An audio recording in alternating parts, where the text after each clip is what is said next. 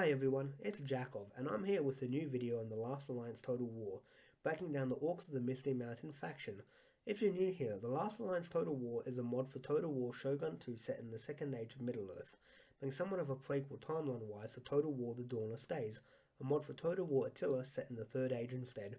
As of making this video, the mod is in development, being in the version 0.2.7 alpha.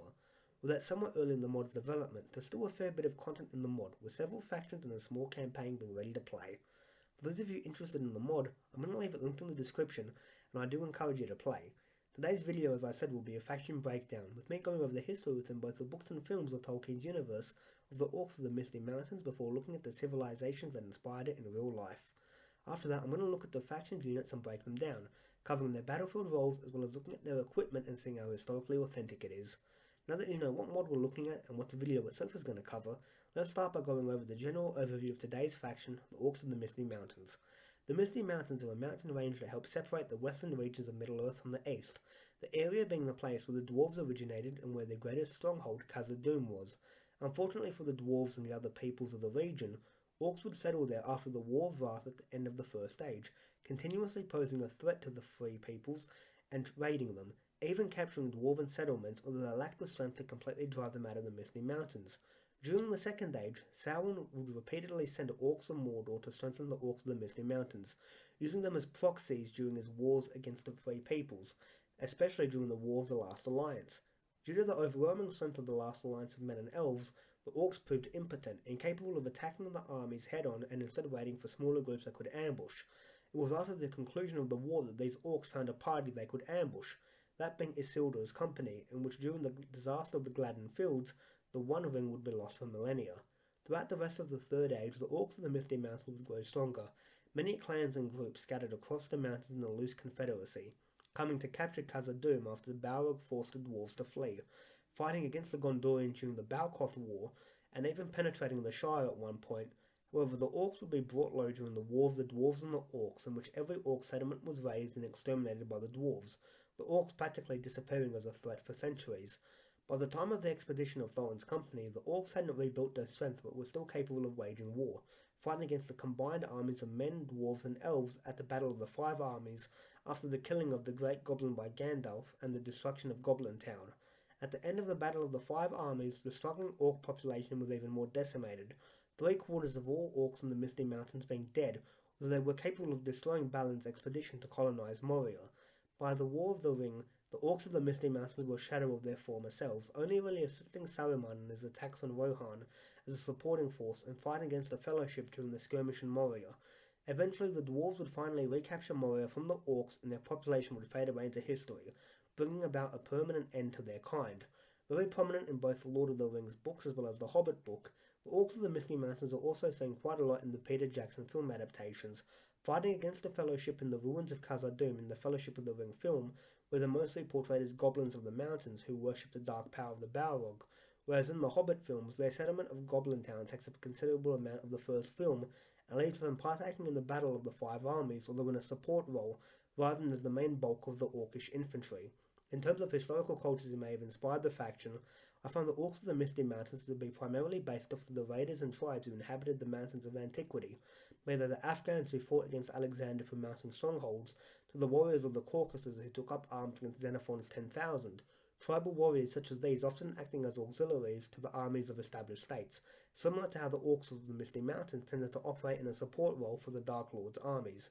With the history of the faction both in and out of universe looked at, let's move on to the units themselves. Unlike Rise of Mordor, in which generals can sometimes be more elite units that can be used multiple times in one army, the generals in this mod are unique, with each faction generally only having 2 generals, the Orcs of the Misty Mountains being an exception with only 1 general available. That sole general unit is the Orc bodyguard.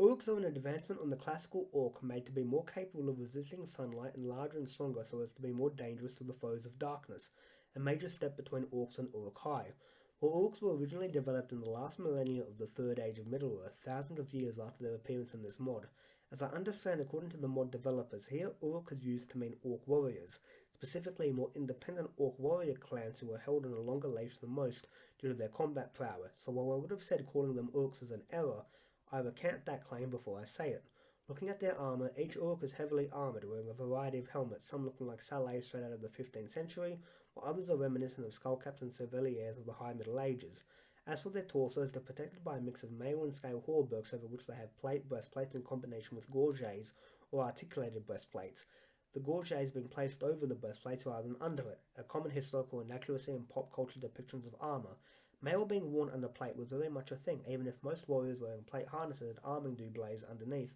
due to the sheer protectiveness of the plate, whereas when it comes to scale being worn on the plate, that's something new to me. To protect their upper legs, they have folds and tassets, while their lower legs have articulated greaves and sabatons keeping them safe. The only thing covering their upper legs are fabric pants, which are a major weak spot. Their arms are protected by spolders and pauldrons, as well as plate vambraces, and the warriors all have what seem to be bearskin striped over their chest. Not for protection in battle, but for comfort, animal skins being a common sight on the battlefield for millennia, from capes to cloaks for warriors as well as horses, stretching from the wolfskins used by the Roman skirmishers to the bearskin caps of Victorian-era sappers. Overall, their armour is reminiscent of the mass-produced plate made during the late 16th and 17th centuries, rather than the handcrafted armour of the 15th century. For shields, all in the unit have one that resembles a large heater shield made completely of metal, something that was not done historically, heater shields being made of wood with leather or rawhide coverings. Entire large shields made of metal not seen use in history due to the great weight of such shields. One thing to note is that these shields see widespread use in the Third Age in Total War the Dawnless Days by the Orc units of Mordor. Given the level of armour these troops have, using such shields is a bit weird, as their body armour will be more than enough to defend them in most cases, shields generally not being used by such heavily armoured troops in history, instead swapping out their shields for two-handed weapons, which were much more effective than the single-handed weapons a shield forced them to use. Instead of two-handed weapons, these Orcs use their shields in combination with a range of hangers, cutlasses, shamshears, messes, and talwars, these weapons being good hackers and slashers but not particularly useful at killing heavily armoured foes. Looking at the unit officer who uses the same armour, shield and sword as his troops, only being differentiated by the more extensive fur that he has around his upper torso. Overall, the Orc bodyguard make for a relatively lackluster and underpowered general for most factions. However, given this is the only option the Orcs of the Misty Mountains have, they've got to make do. At best, the unit can devastate lower ranking to mid-tier infantry, however against high-tier professional units it struggles, especially given that for a general it has lower morale than expected, although for an Orc unit it makes sense. A positive of the unit is that it's cheap, so you can afford to spend more on your other units, building towards the faction's main battle strategy of winning through numbers rather than quality. Overall, an alright unit that by default will be seeing a lot of service in your forces and will be a constant presence at your side. Moving on from the peak of the faction's forces, we come to their lowest, the first unit in the faction spear line, the Snaga Spearmen. Snaga are the slave class of Orc in comparison to the Orc warrior class, so it makes sense that this unit would be so poorly equipped. For body armour, the Orcs solely have skullcaps and serviliers, wearing these in combination with patchwork clothing that offers no protection. The helmets are a nice touch, however, as the one bit of armour any warrior would prioritise would be a helmet, so seeing them use helmets is nice to see. For shields, they have small wooden affairs that look to be made of a handful of boards held together with metal rods for structural support. The shields reminded me somewhat of square bucklers. These shields being emblazoned with the Eye of Sauron, something that could be an oversight by the mod creators due to using the same assets from the Mordor faction,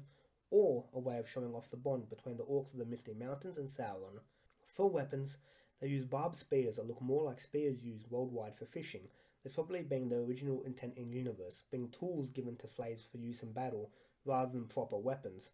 As the unit is missing an officer will jump into their role, that being rabble spearmen of the lowest kind, possessing some of the worst stats I've ever seen in a unit. The Snaga spearmen are incapable of even forming up a spear wall, meaning that cavalry, the one thing that spearmen are meant to be useful against, will tear this unit apart. As sad as it is to say, this will be a core part of your early army, so you're going to have to get used to their woeful performance, keeping in mind however that there are better units available to the faction and that this unit is remarkably good at absorbing enemy ammunition. All things considered an abominable unit, but one that is required for the early parts of the game, although once better troops become available, they should be phased out instantly.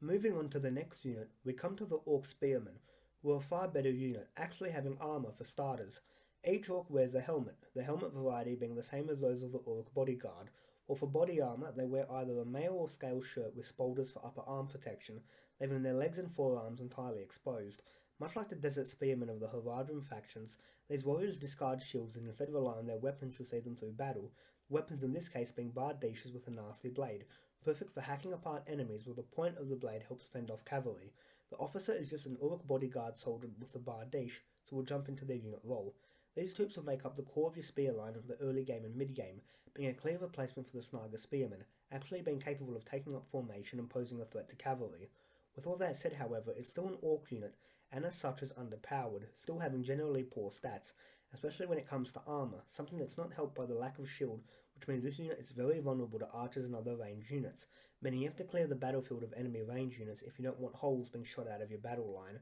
Overall, a useful unit, even if it's not the best in the world, does have major flaws. In the Mordor breakdown, this unit was the peak of that faction's spear line. However, the Orcs of the Misty Mountains have access to a unit that Mordor lacks, meaning that this faction actually has an advantage over Mordor in the shape of the Red Heads of the High Pass.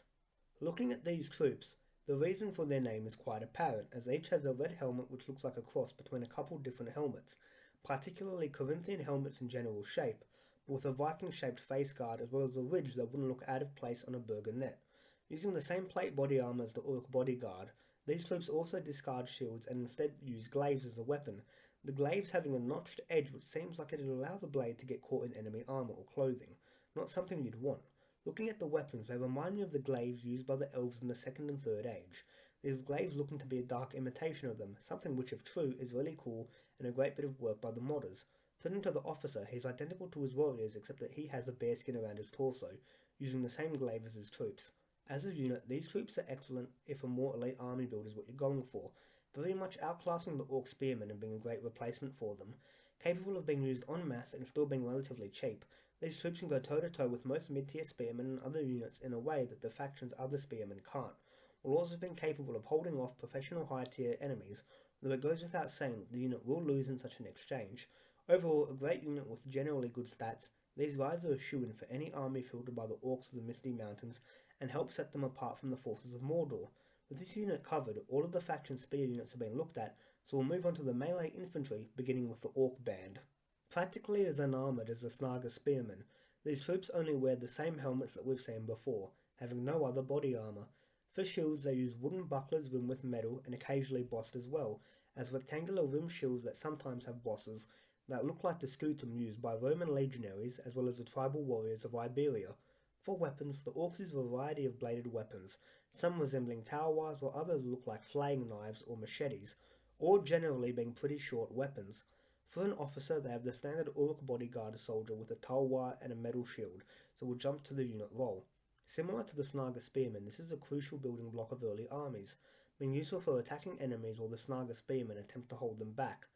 Stats-wise, the unit is incredibly poor, which means it can be beaten by just about anything, even being at a disadvantage against other starting rabble, the great strength of the unit being in its numbers and cheapness, meaning that the unit can absorb significant amounts of enemy damage and still outnumber the enemy. Overall, a unit that excels in swarming enemies in the early game, but should be phased out when possible. Moving on from the Orc band, we come to the Orc war band. This unit essentially being the Orc spearmen, but with the same selection of shields and weapons as the previous unit, its officer too being the same. With that said, we'll jump straight onto their role, that being an all-around improvement on the Orc band, having way better stats, although this unit is still outclassed by almost all competition it'll face. Much like the previous unit, numbers are this unit's best friend, and where it excels,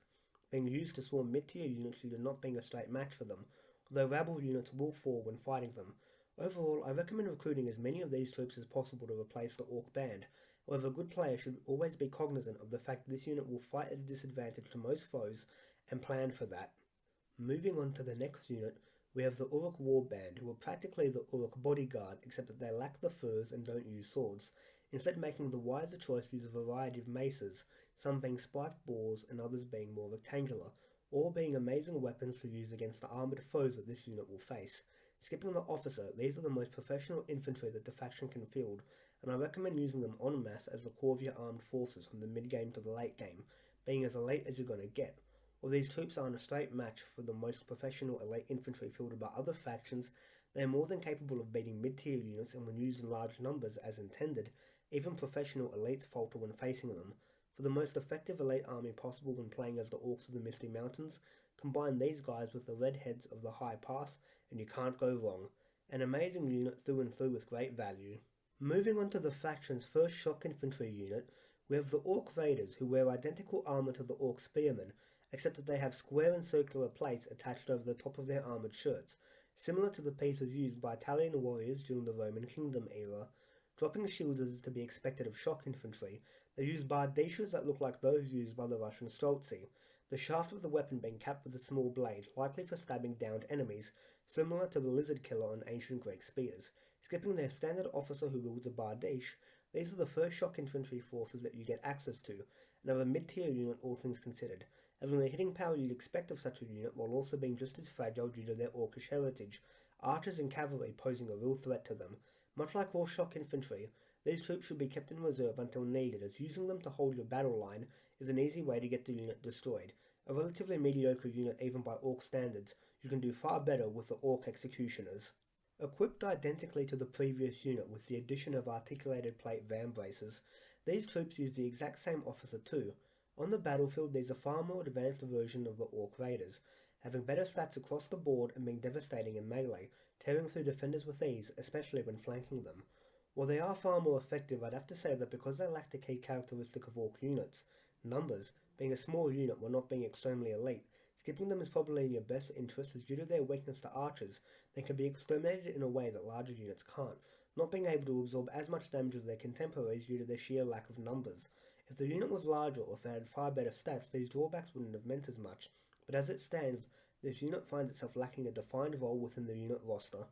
Moving on to the final shock infantry unit in the faction, we find ourselves facing the Orcs Stormband, who use much the same equipment as the previous unit, except that they have plate, pauldrons, and spolders combined with the rest of their armour. Skipping their officer, who's much of what we've seen before, this unit is the perfect balance of the Orc Raiders and Orc Executioners, having slightly lower stats than the Executioners while having almost double their numbers, making for a far better unit all around, capable of absorbing extreme damage and putting it back out on enemies. For elite armies, they should be the heart of your striking power, working well in combination with the other top tier units the faction has, especially in sieges where they can carve a bloody path through enemy units. With these warriors covered, all of the faction's melee infantry have been looked at, so we'll move on to their ranged units, beginning with the Snaga Javelins. Identical to the Snaga Spearmen, these mostly unarmoured troops have short blades at their side in case of melee, while their main weapons are javelins. Possessing barely any stats whatsoever, this unit is capable of skirmishing. However, due to the inherent weaknesses of skirmishers,